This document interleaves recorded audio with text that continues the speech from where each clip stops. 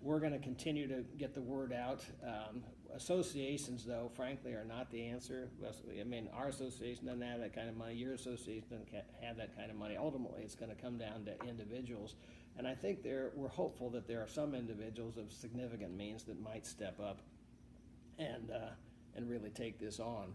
So we are going to go around, and I do have some targets in mind that can make a significant difference, but we still want to get the word out, and I'm hoping you guys can tell your members what might be involved here. I don't know whether Walloon is kicked in yet, but again, the associations are not going to be the answer, because associations, when we carry enough money to, redo tennis courts and parking spaces and occasionally pave an alley and stuff like that, but it's not like we're sitting on a war chest. So it's going to come down to the individual members and see where we go from there. Yes? What plans have you got from an advertising / marketing point of view? We do have a guy who sits in part-time who was with an advertising background, but right now we don't have a lot. We don't have anything organized in that regard.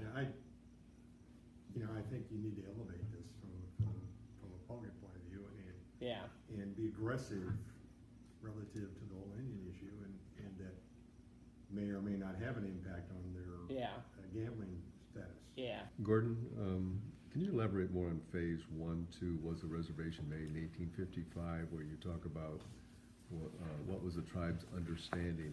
How do we go back over 100 years and ask what their that's what these ethno-historians is? do. And just as a general principle of law, this I do know from my own, any law student will tell you that when you have contracts of unequal bargaining power, the ambiguities are construed against the drafter, the one with superior bargaining power. To the extent there is ambiguous language that might have led the Indians to believe that there was a reservation, then that language is going to be construed against us. In terms of your question, Terry, I mean, that's what these historians do, and they will look at tribal history, and they will look at the treatment of the land since then. Will they go back and look at who those Indians took the property from? Yeah, and because there's one argument that the only people entitled, and I haven't followed this one through, because I'm letting the lawyers do this, they're getting paid for it. But there's one argument out there that even if there was reservation land, it would only apply to people who were there then. Indians living at that time. It wouldn't even pass generationally down the line. That's what they'll be looking at. They will be looking at the history of the treatment of the land that followed that, how the governments dealt with each other, how the tribe treated the land, and they'll add. And this is what they're going to spend 25 days talking about in phase 1.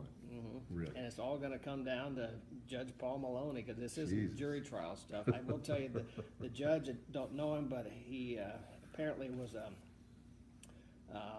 prosecutor at one point. Then he became a state court judge. He was appointed to the federal bench by Bush 43, and he's apparently giving this serious consideration and is not predisposed to. He's truly a neutral arbitrator. I think he's pretty well respected. In any event, it'll probably be appealed.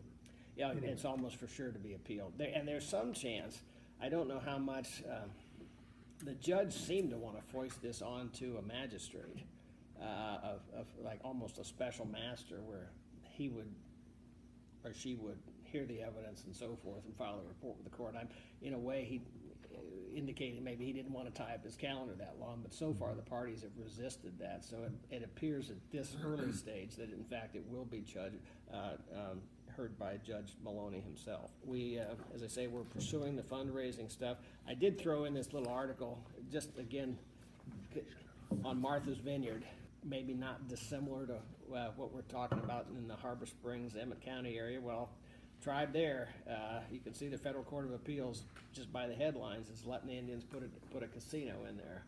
So I'm sure those people, just as our reaction was, they'd never have a casino in Harbor Springs or whatever, makes economic sense. It's possible.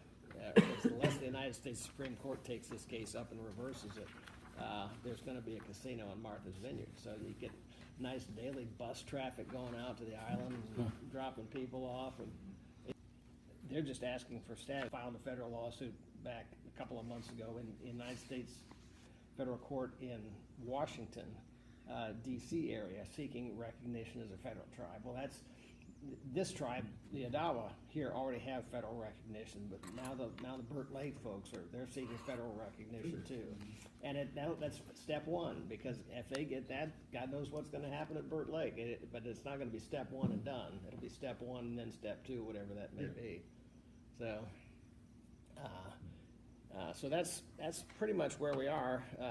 Hopefully that's helpful. Any other questions? I mean, I think the big takeaway here is it's real, it's expensive. We need to get the word out to the extent you can get the word out and encourage your members to make a donation. That would be great, because this is going to go on a long time. As I said on the last page of my outline, or towards the last page, our fundraising challenges last year, nothing's really changed, is those 3 bullet points. This cannot be a serious case. No court would ever declare a reservation. Well, that's wrong. Somebody else will cover the costs, so I'm just going to sit back and not donate. And then, of course, as I mentioned earlier, the lack of organizational structure. I wish we could get a stronger contribution, financial contribution from local businesses. Efforts are being made there for some of the larger businesses that have more at stake. But to the extent you have cocktail parties or neighbors over, talk about this and impress upon them the seriousness of this, because this is not a fly-by-night deal. Even though that's what we all wanted to believe out of the box, it just isn't.